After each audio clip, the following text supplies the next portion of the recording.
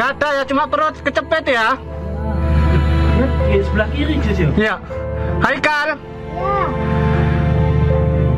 Kamu yang sakit apa nak? semuanya sakit. Semuanya sakit. Oke, semangat ya. Sabar ya. Sabar. Ini yang satu sudah sabar. Kamu sabar ya. Sabar ya nak ya. Aku Ajes dari Rescue Surabaya ya. Sabar ya, ini usaha.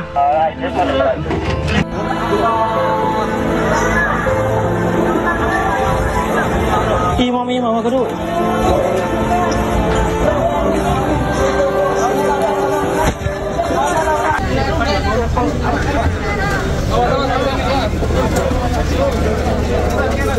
Kita pakai belakar mas. Awas cairannya mas.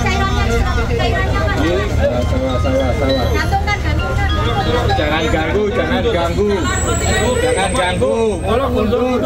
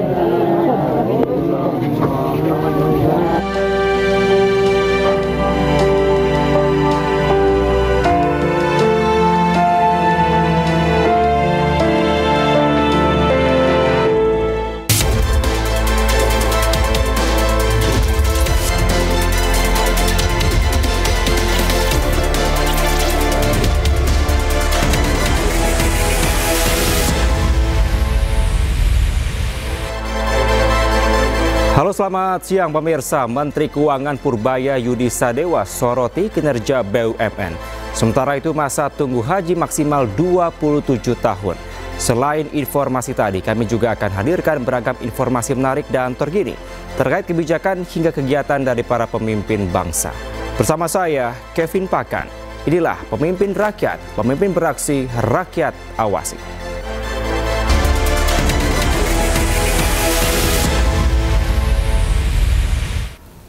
Pemirsa, evakuasi korban runtuhnya bangunan Ponpes Al-Kozini di Buduran, Sidoarjo, Jawa Timur masih berlangsung.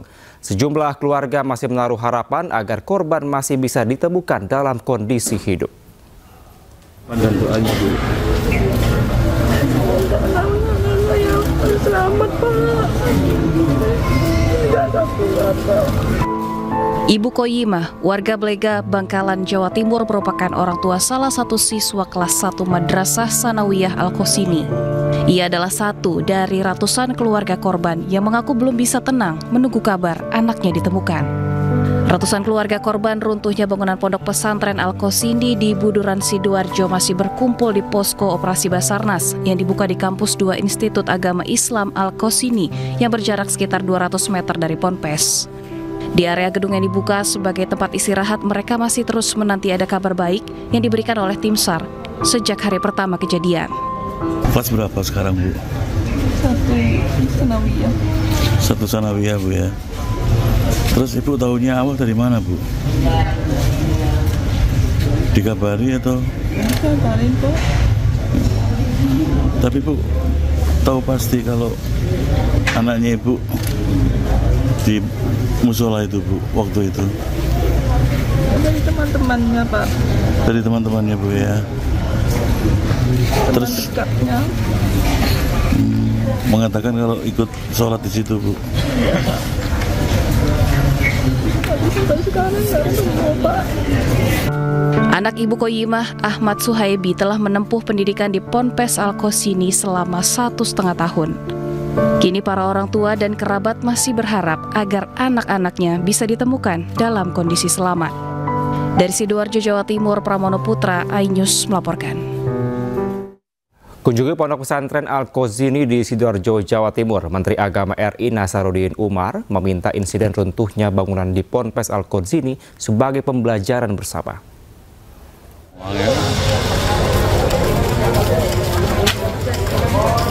Menteri Agama Nasaruddin Umar kunjungi lokasi musibah ambruknya bangunan musola di Pondok Pesantren Al-Khozini, Sidoarjo, Jawa Timur, Selasa kemarin.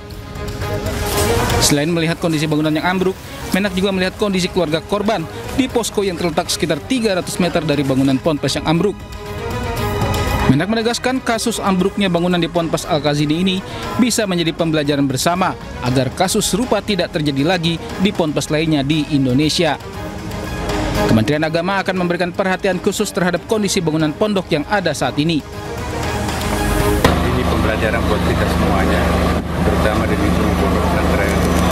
Betapa perlunya kita, insya Allah kami juga nanti dalam Menteri Agama akan memberikan perhatian khusus tentang pembangunan fisik pondok pesantren.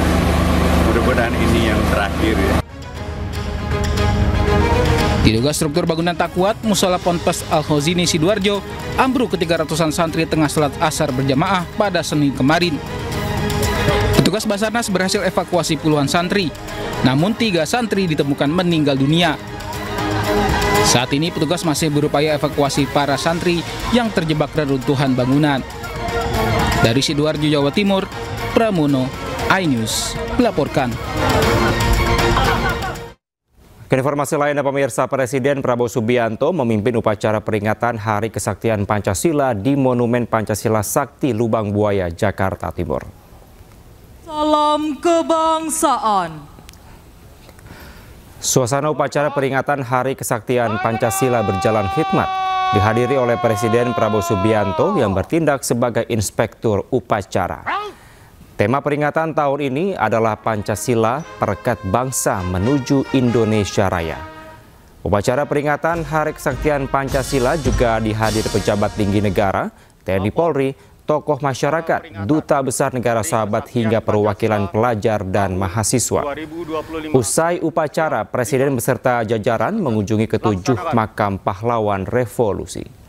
Hari Kesaktian Pancasila diperingati untuk mengenang pengorbanan para pahlawan revolusi yang gugur dalam peristiwa G30 SPKI tahun 1965, serta meneguhkan komitmen bangsa bahwa Pancasila merupakan dasar negara. Untuk kedalaman sumur ini adalah 12 meter dan diameternya adalah 75 cm.